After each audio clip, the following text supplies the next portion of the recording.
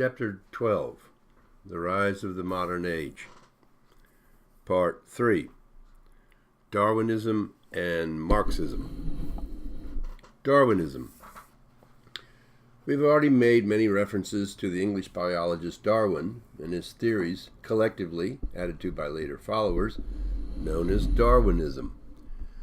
When in 1859 Darwin published his book On the Origin of Species, the culmination of years of research and earlier publications, he shook the moral foundations of Western civilization.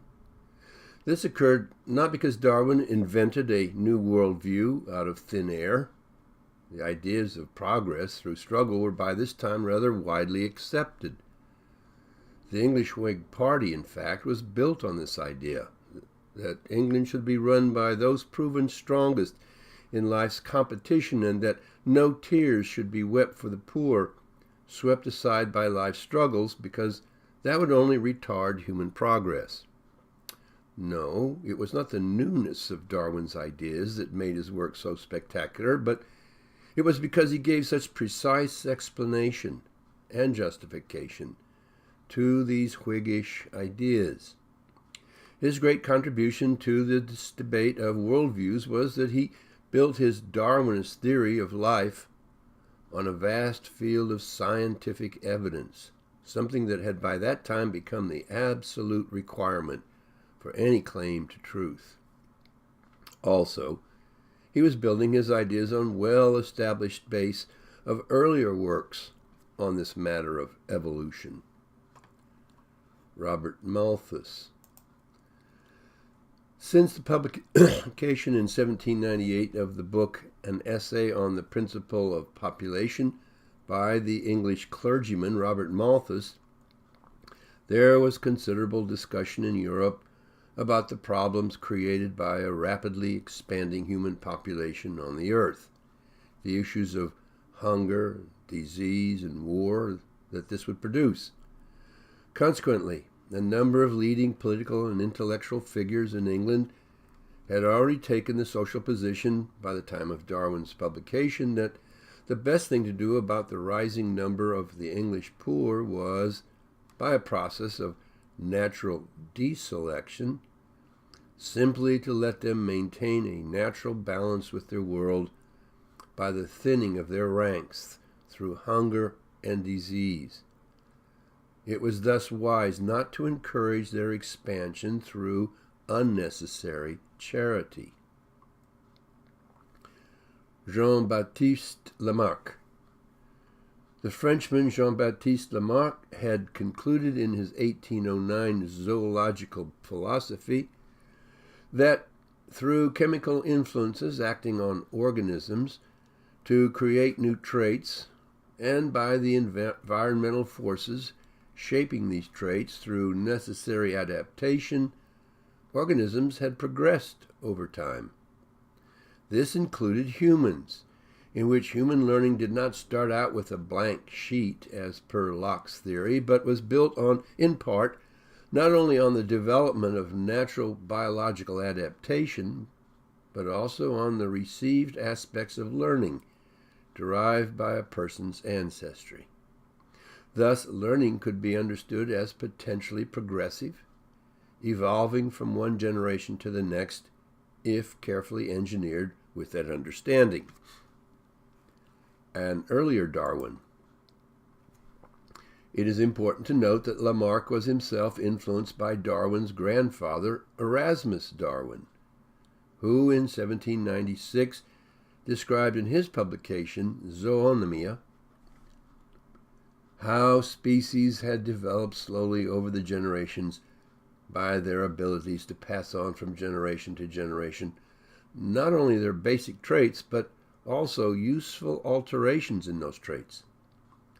Thus, Erasmus's grandson, Charles Darwin, came from a family already securely located in the evolutionist camp. Darwin himself. What Charles Darwin had achieved in his 1859 book, On the Origin of Species, was to show, through actual scientific analysis, how living creatures on this planet could have evolved slowly over an enormous expanse of time from a small number of simpler forms into a vast array of much more complex species. All of this could have been achieved entirely through a natural or mechanical process by which the very competitive nature of life rewarded the stronger offspring of any species the better chance for survival, and the privilege of birthing a new generation that retained that superiority. Eventually, this struggle for life and its continuation from generation to generation would, over time, bring into existence a distinctively new, more complex species, one better adapted to the complexities of life. Thus, every living creature saw around us was naturally evolved from a less complex ancestor by a process termed natural selection. In short, morally speaking, life was at its core simply a matter of the survival of the fittest. Herbert Spencer. Darwinism was further buttressed by the writings of other social philosophers of the day. Besides Darwin's pupil Huxley, who actually coined the term survival of the fittest, there was Huxley's friend Herbert Spencer, who had been moving in the direction of Darwin's thinking even before Darwin published his first work in 1859. Spencer had been working on both social theory, his 1851 Social Statistics, and personal development theory, his 1855 Principles of Psychology. His work heavily influenced not only by Malthus, but also by the theories of Lamarck. Then, when Darwin's work was published in 1859, Spencer came out full force in his support of evolution as the basic doctrine of life, in every aspect of life on Earth. Soon, Spencer would even outdistance Darwin as the most recognized philosopher of the late 1800s. But the very names Darwin and Darwinism would still serve as the most powerful symbols able to raise strong debate, pro and con, not only well into the 20th century, but still, even today. The assault on Christian morality. As an Anglican clergyman, Malthus himself had, back in the late 1700s, wrestled with the problem of why God would allow suffering to occur within his creation. Malthus finally concluded that God wanted man to rise to the challenge of life, to succeed in the face of life's difficulties through the discipline of hard work. Those who fell short of the challenge were simply some kind of disappointment to the great Creator. Those who failed merely reaped that which they had sown. This, in essence, was the British version of Sturm und Drang. Malthus's explanation, of course, was a terrible reading of what the founder of the Christian faith himself had taught the world. Jesus put the challenge not in the terms of natural selection, but quite the opposite. According to Jesus, the challenge of life was to find ways to help the poor in the face of the huge challenge of survival in a competitive world of economics and politics. This ability to do charity when the opposite would be so much more tempting was for Jesus the measure of greatness of anyone in God's kingdom. At some point, people were going to have to choose between the two, Jesus and the Darwinists. The original Puritans had chosen Jesus and built an experimental society around exactly the spiritual ethics of Jesus Christ. The Virginians, not exactly Darwinists, but of the same mindset, chose instead personal success at the cost of others, namely the slaves. Thus, by the mid-1800s, this was not a new issue. It is simply that Darwinism finally gave aggressive selfishness the moral justification that an increasingly aggressively selfish society seemed to require. And Darwin himself was quite aware of this ethical matter. Karl Marx, The Communist Manifesto, 1848.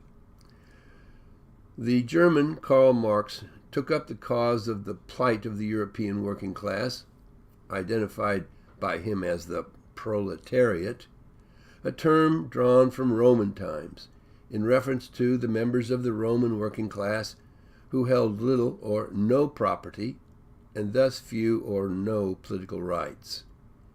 He published his famous Communist Manifesto in 1848 in hope of capitalizing on the spirit of political rebellion that was rocking continental Europe at that time. The Hegelian dialect applied to economic theory. The pamphlet outlined history as a series of quite Hegelian dialectical struggles over time between those who legally owned the land, tools, machinery, what Marx summed up as the means of production, that created the wealth that the people of society lived off of, and those, the proletariat, who, though they owned none of those means of production, labored physically in using those means of production to bring forward the wealth that society lived off of.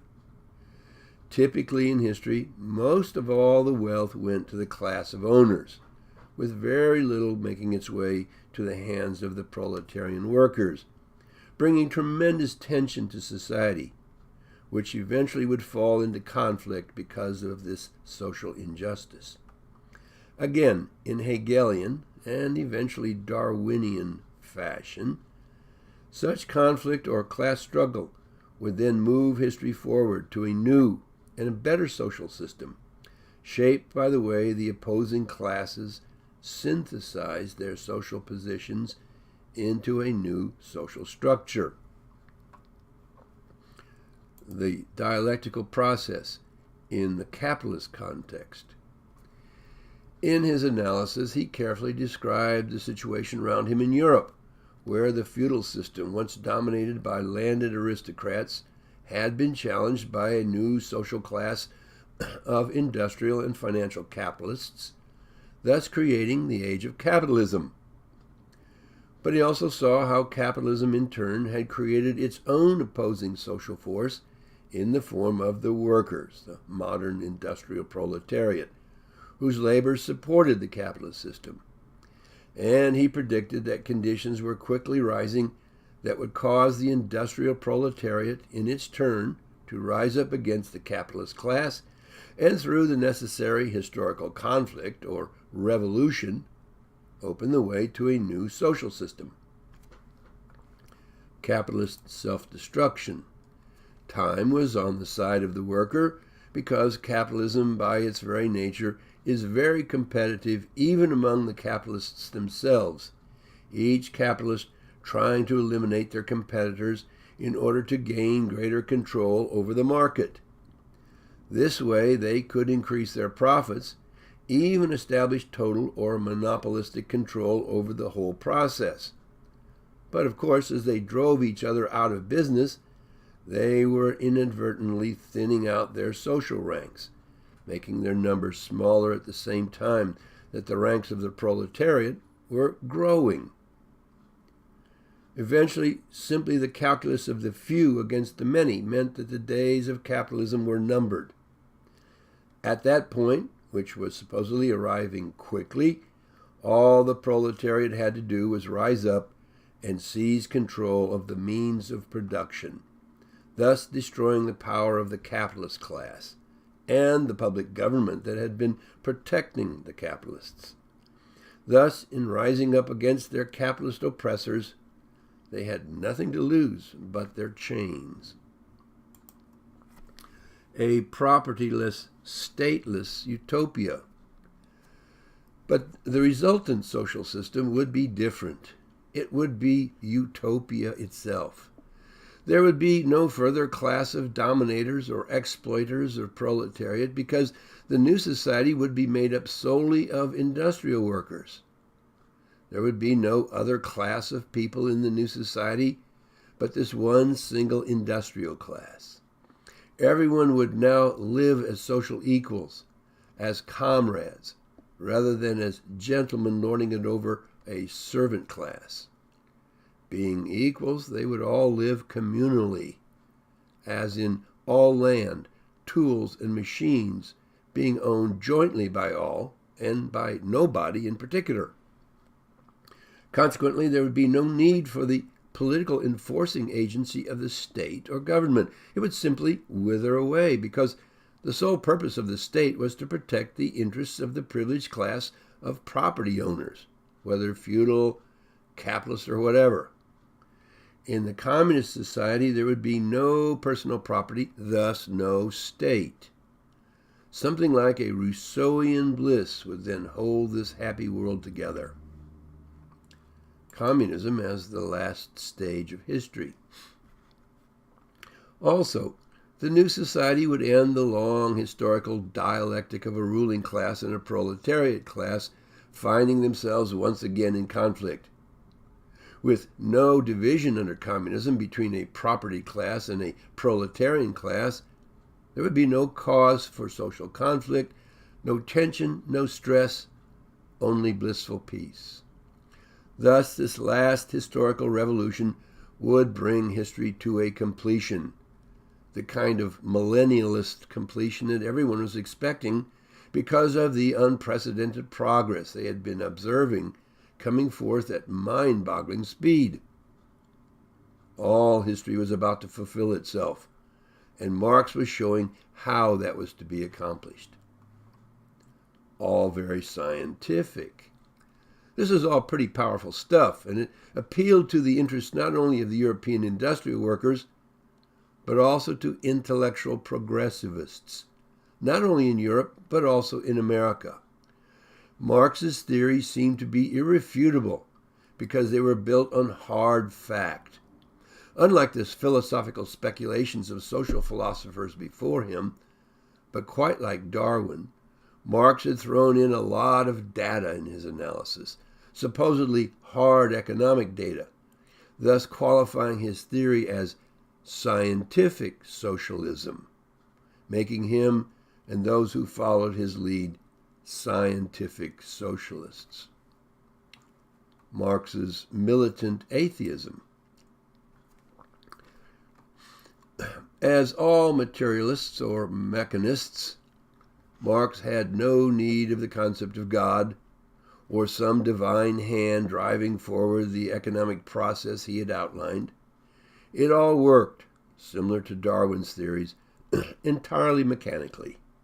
Marx personally was an atheist. In fact, he was quite opposed to the Christian religion, or any religion that saw history shaped and judged by a supreme being.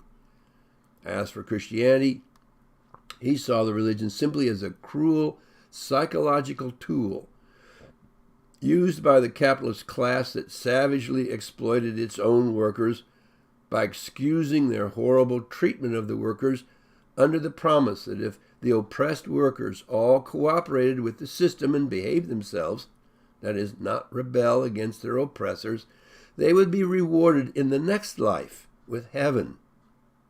To Marx, such religious theory was only a form of spiritual opium given to the masses to keep them docile. Marxism in America. Even though America was going through the same process of social industrialization as Europe, America really never connected with Marxism the way Europe did. Marxism had virtually no place in the semi-feudal South, and even in the industrial North, it gained only a marginal position among the American industrial workers. Intellectuals took an interest in it, largely because of its utopian features. But in general, Americans developed their own versions of intellectual utopianism, quite apart from Marxism. There would be some similarities which would get these intellectuals in trouble, especially during the Red Scares that hit America from time to time.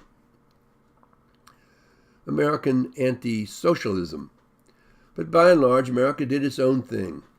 From their very founding, the New England and Atlantic colonies had been opened up, settled, and defended not by resident kings and feudal lords, but by a huge class of commoner individuals and their families, giving American culture its individualistic character.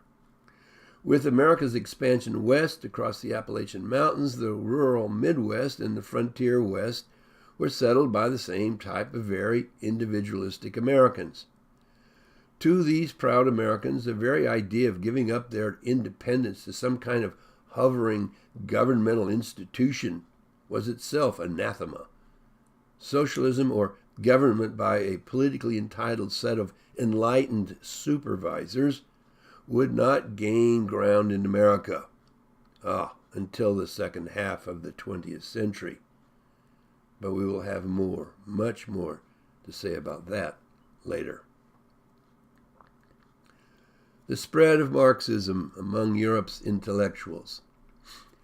Meanwhile, as Europe headed into the 20th century, clearly a growing number of social and political philosophers were convinced that through some kind of Darwinian process, Western civilization, and by way of the West also the world civilization as well, was moving into some kind of bright future in which utopian existence for all, even and especially the unwashed masses, seemed to loom into view.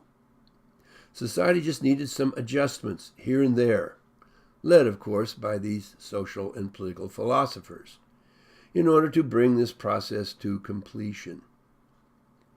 Historical progress and democracy, however conceived specifically, and the variation was indeed huge, were the bywords, the slogans, the shibboleths of those who suppose that they possessed special intellectual insights into where the world was headed. Within that group of Western social reformers was a large group of Marxist ideologues and political activists, forming the Social Democratic Party in a number of European countries, whose expectations were that Marx's communist revolution would soon break out across Europe.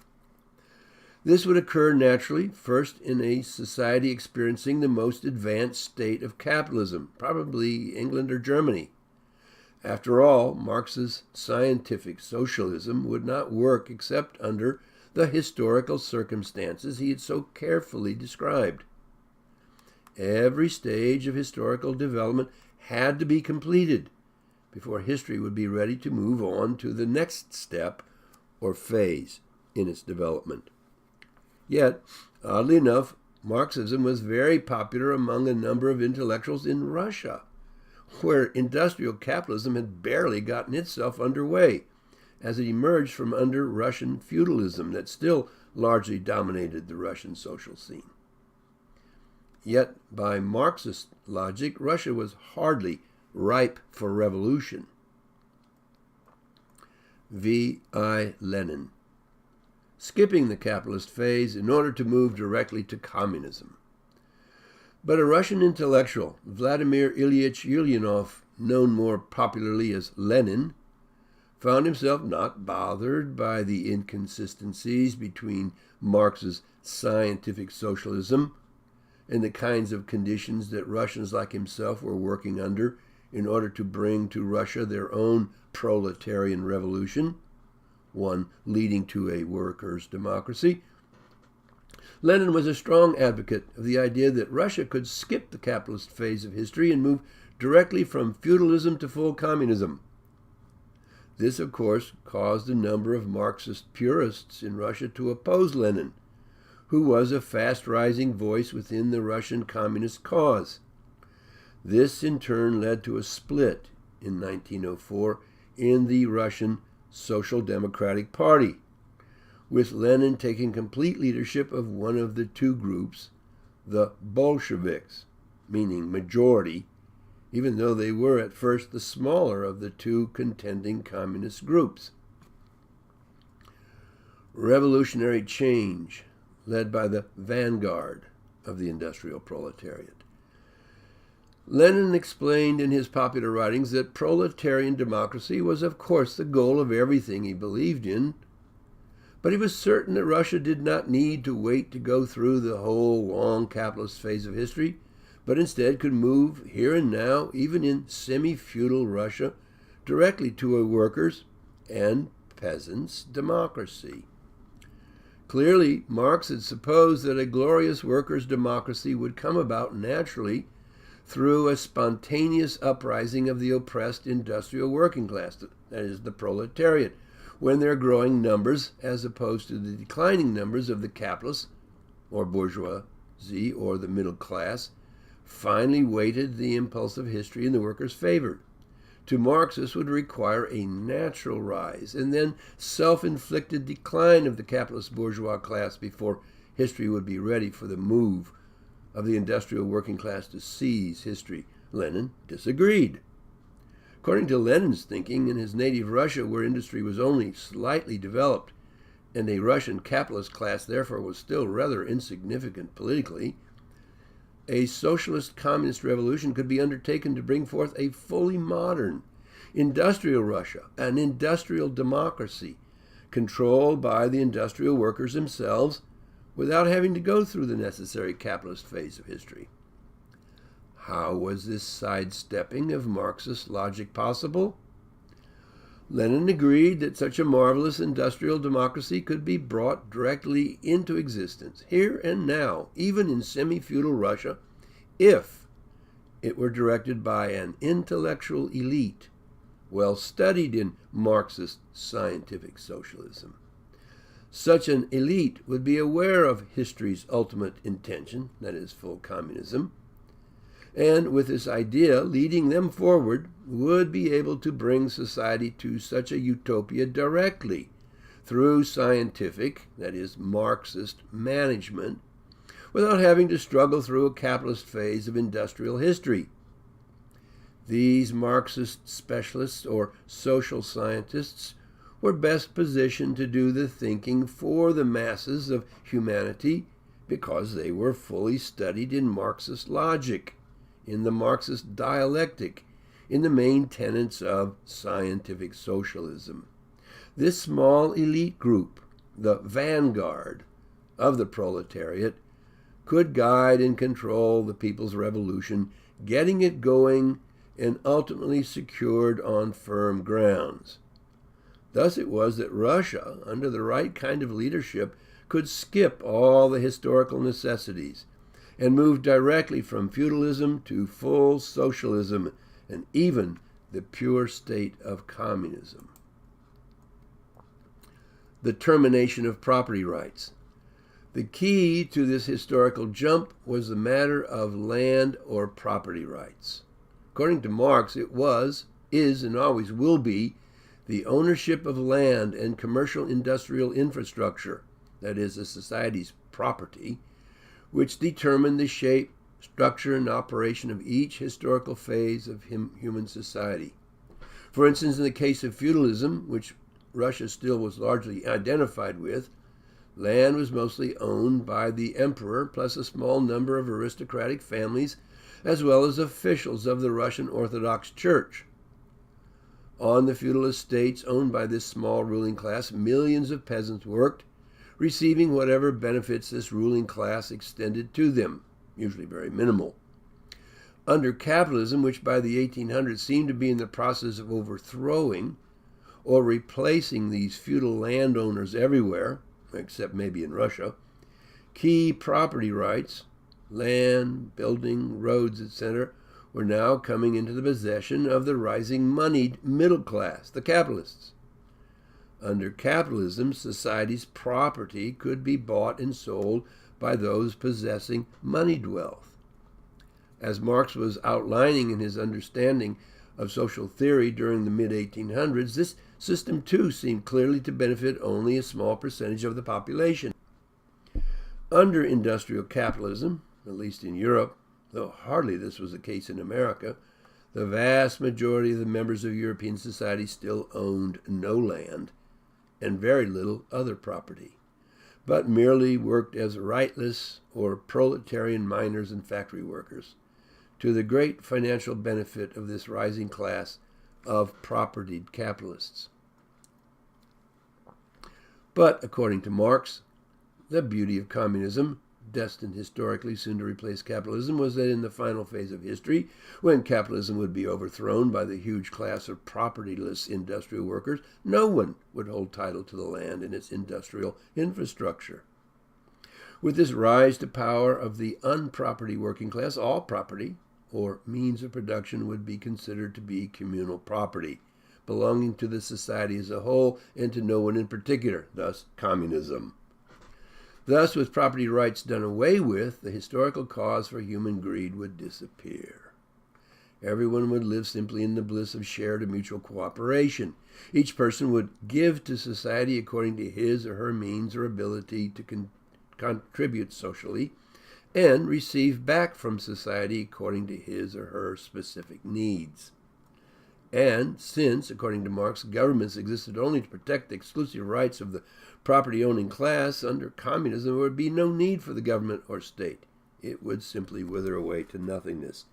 In short, Lenin proposed the idea that if Russia were to move directly through the guidance of the insightful communist intellectuals, that is, the vanguard of the industrial proletariat, to an unpropertied society, Russia would not have to go through a capitalist phase in history, but could move quickly to the state of communism, the socialist phase of the transition to communism. But this move of Russian society from feudalism to communism would nonetheless require a transitional time, the so-called socialist phase, necessary to reform the people's antiquated cultural thinking. The Bolshevik vanguard would have to continue to control the revolution until such time as the masses were culturally retrained sufficiently to be ready to assume full responsibility for democratic self-rule. Then and only then would we see a withering away of an unneeded state. Then and only then would the people be ready to step into a totally free, totally stateless, truly communistic stage of social development. Once again, here was an idealist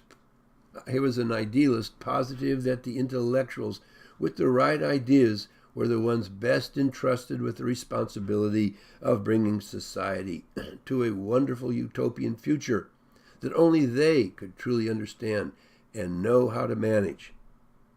Needless to say, such idealism found wide acceptance in one form or another in the intellectual circles of Western and even American society. Elitist intellectuals versus middle-class commoners. However, members of the West's property-owning middle class, and certainly that included the vast number of middle-class Americans, loved their private property and not only had no interest in the idea of intellectuals taking command of society in order to bring their world to some kind of utopian propertyless democracy, but were positively horrified at the idea. Indeed, in Puritan America, that is in colonial New England, it had been well understood that property ownership was crucial to the development of a sense of social responsibility, which is why new Puritan settlements were designed with small but equal property allotments given to each new family joining the community. Thus it was that to what eventually became middle-class America, the ownership of a home and adjoining property was an absolutely foundational principle, never to be violated. Any talk about removing property rights of the people was absolutely anathema to such Americans, and a key part of the fear or Red Scare that would occasionally sweep America when intellectuals were heard talking of social property rather than private property. In any case, Marxist-Leninist ideas were rampant in Western intellectual circles, especially with Lenin's successful overthrow of Russia's very brief middle-class democracy and the placing of a communist working-class democracy in power in its place in Russia as a result of the very bloody Russian Revolution and Civil War of 1917 to 1921. Indeed, Lenin and his chief partner and heir apparent, Leon Trotsky, intended their Russian Revolution to be merely the first phase of a larger, worldwide revolution designed to sweep away bourgeois middle-class culture and society and replace it everywhere with a communist working-class society, directed, of course, by the vanguard of the proletarian revolution, the Communist Party elite. And it looked for a while as if they might succeed in spreading their revolution, at least to the defeated powers of the Great War, Germany and Austria-Hungary, when communist uprisings occurred in the capitals Berlin and Budapest. Thus, while Marxist-Leninist thoughts delighted a good number of Western intellectuals who found it easy to identify with such high ideals, and such marvelous political opportunity for themselves as society's managers, it set off a red scare among the comfortable middle class of Western societies everywhere. And thus also a serious social cultural breach between the intellectuals and middle class commoners began to grow within Western society. A battle between highbrow intellectuals and lowbrow commoners was beginning to form. The battle would become intense and bitter and rather persistent through the rest of the 20th century and even still today. Anarchism. We need to include another political philosophy that developed along these same lines towards the latter part of the 1800s, anarchism. Anarchism was not a movement or an ideology. Instead, it was a mood that infected European politics as the familiar feudal world fell apart and the emerging post-feudal Europe was not yet moving towards any set social form or structure. Anarchism might be considered Rousseauian. It might be considered Marxist. Both philosophies stressed how a better world would be one in which the little people led their lives without having to live under powerful overlords who wanted to control their lives. But anarchists were not the type to wait for revolution to develop. They simply took matters in their own hands and assaulted those leaders themselves.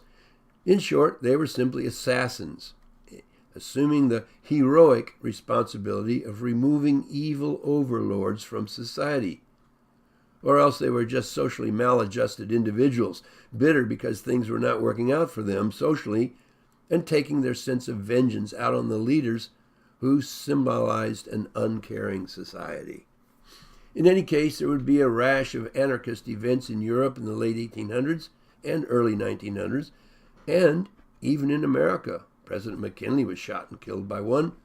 In fact, it was a small group of anarchists, believing themselves to be loyal Serbian nationalists, who, in assassinating the Austrian Grand Duke and his wife in 1914, would set off a huge war that bloodied and crippled European civilization itself.